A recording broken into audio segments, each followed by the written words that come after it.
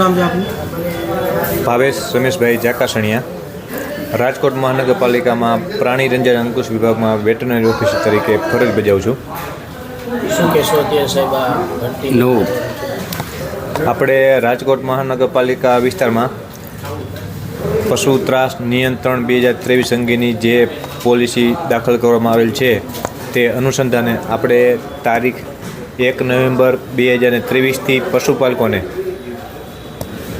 જેમની પાસે પોતાની માલિકીની જગ્યા ન હોય તેઓને અન્ય જગ્યાએ સ્થળાંતર કરવા માટે આપણે 2 માસનો સમયગાળો આપવામાં આવેલ, જેની મુદત આગામી તારીખ 31 ડિસેમ્બર 2023ના રોજ પૂર્ણ થાય છે.